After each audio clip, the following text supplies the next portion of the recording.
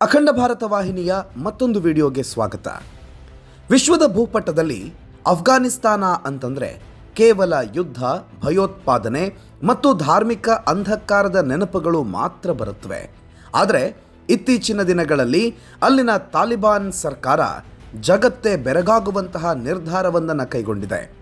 ದಶಕಗಳ ಕಾಲ ಇಸ್ಲಾಮಿಕ್ ಉಗ್ರವಾದದ ಕೇಂದ್ರವಾಗಿದ್ದ ಈ ನೆಲದಲ್ಲಿ ಈಗ ಶಿಥಿಲಗೊಂಡಿರೋ ಸಾವಿರಾರು ವರ್ಷಗಳ ಹಳೆಯ ಹಿಂದೂ ದೇವಾಲಯಗಳು ಮತ್ತು ಸಿಖ್ ಗುರುದ್ವಾರಗಳನ್ನು ಪುನಶ್ಚೇತನಗೊಳಿಸಲು ತಾಲಿಬಾನ್ ಮುಂದಾಗಿದೆ.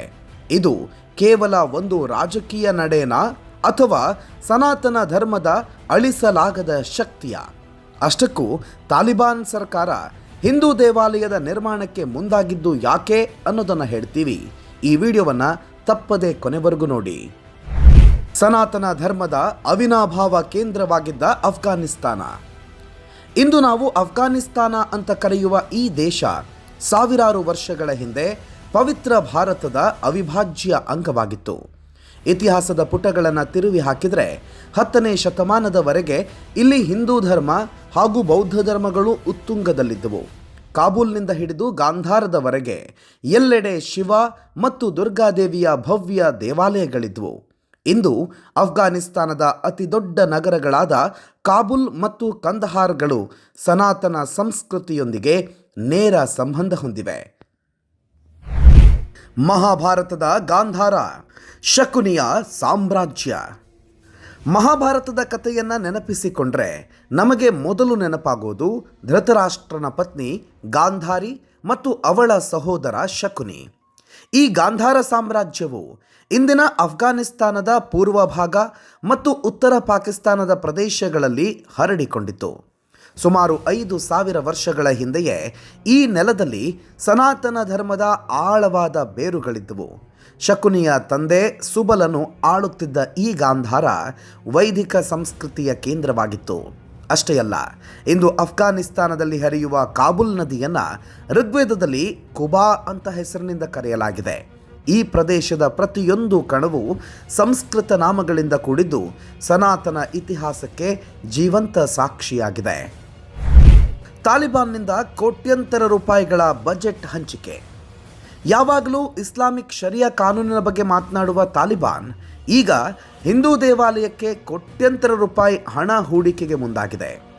ಶಿಥಿಲಗೊಂಡಿರುವ ಹಿಂದೂ ದೇವಾಲಯದ ಪುನರ್ ನಿರ್ಮಾಣದ ಸಲುವಾಗಿ ತಾಲಿಬಾನ್ ಸರ್ಕಾರ ಸುಮಾರು 40 ಮಿಲಿಯನ್ ಅಫ್ಘಾನಿ ರೂಪಾಯಿಗಳನ್ನು ಮೀಸಲಿಟ್ಟಿದೆ. ಇದು ಕೇವಲ ಆರ್ಥಿಕ ಸಹಾಯವಲ್ಲ, ಬದಲಾಗಿ ಜಾಗತಿಕ ಮಟ್ಟದಲ್ಲಿ ತನ್ನ ಇಮೇಜನ್ನು ಬದಲಿಸಿಕೊಳ್ಳುವ ಪ್ರಯತ್ನವೂ ಹೌದು. ಈ ಯೋಜನೆಯ ಭಾಗವಾಗಿ ಭಾರತ ಸರ್ಕಾರದ ಸಹಯೋಗದೊಂದಿಗೆ ಅಫ್ಘಾನ್ ಹಿಂದೂ ಸಂಶೋಧನಾ ಕೇಂದ್ರವನ್ನು ಸ್ಥಾಪಿಸುವ ಉದ್ದೇಶವನ್ನು ಹೊಂದಿದೆ. ಋಗ್ವೇದದಲ್ಲಿ ಅಫ್ಘಾನ್ ಪಂಗಡಗಳ ಉಲ್ಲೇಖ. ನಂಬಲು ಅಸಾಧ್ಯವಾದರೂ ಇದು ಅಪ್ಪಟ ಸತ್ಯ. ಅಫ್ಘಾನಿಸ್ತಾನದಲ್ಲಿ ಇರುವ ಪ್ರಮುಖ ಮುಸ್ಲಿಂ ಪಂಗಡಗಳಾದ ಪಶ್ತೂನ್ ಮತ್ತು ಪಖ್ತೂನ್ಗಳ ಬಗ್ಗೆ 4,000 ವರ್ಷಗಳ ಹಿಂದಿನ ಋಗ್ವೇದದ 7ನೇ ಮಂಡಲದಲ್ಲಿ ಉಲ್ಲೇಖವಿದೆ. ಅವರನ್ನು ಫಕ್ತಾ ಎನ್ನುವ ಹೆಸರಿನಿಂದ ಹಿಂದೂ ಬುಡಕಟ್ಟು ಅಂತ ವರ್ಣಿಸಲಾಗಿದೆ. 10ನೇ ಶತಮಾನದಲ್ಲಿ ಮೊಹಮ್ಮದ್ ಘಜ್ನಿಯ ಆಕ್ರಮಣದ ನಂತರ ಇವರನ್ನು ಬಲವಂತವಾಗಿ ಇಸ್ಲಾಂ ಧರ್ಮಕ್ಕೆ ಮತಾಂತರಿಸಲಾಯಿತು. ಇಂದಿನ ಅನೇಕ ಅಫ್ಘಾನಿಗಳು ತಮ್ಮ ಪೂರ್ವಜರು ಹಿಂದೂಗಳಾಗಿದ್ದರು ಅನ್ನೋ ಸತ್ಯವನ್ನು ಈಗಲೂ ಒಪ್ಪಿಕೊಳ್ತಾರೆ. ಹಿಂದೂಗಳಿಗೆ ಮರಳಿ ಸಿಗುತ್ತಾ ಅಫ್ಘಾನ್ ಭೂಮಿ.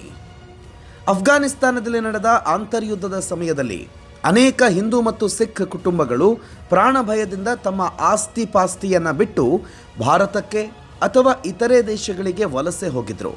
ಆದರೆ ಈಗ ತಾಲಿಬಾನ್ ಸರ್ಕಾರ ಅಂಥ ಕುಟುಂಬಗಳನ್ನು ಪತ್ತೆ ಹಚ್ಚಿ ಅವರ ಆಸ್ತಿಗಳನ್ನು ಅವರಿಗೆ ಮರಳಿ ನೀಡೋದಾಗಿ ಭರವಸೆ ನೀಡಿದೆ.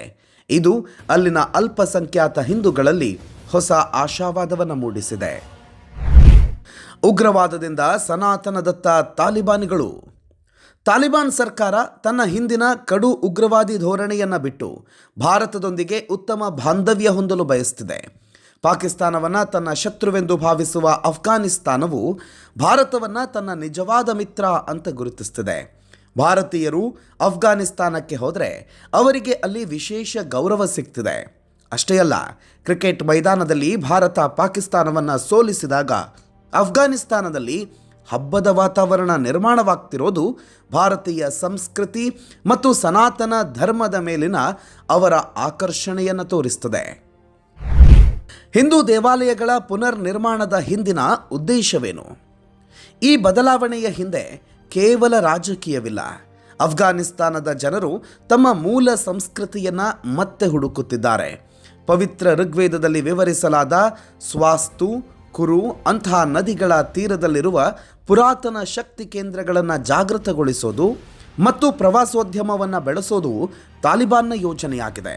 10ನೇ ಶತಮಾನದಲ್ಲಿ ಭಗ್ನಗೊಂಡಿದ್ದ ಪರಂಪರೆಯನ್ನು 21ನೇ ಶತಮಾನದಲ್ಲಿ ಮರಳಿ ತರುವುದು ಒಂದು ಪವಾಡವೇ ಸರಿ. ಸನಾತನ ಧರ್ಮವು ಕೇವಲ ಒಂದು ಧರ್ಮವಲ್ಲ, ಅದು ಜೀವನ ಮಾರ್ಗ ಮತ್ತು ಅಳಿಸಲಾಗದ ಇತಿಹಾಸ.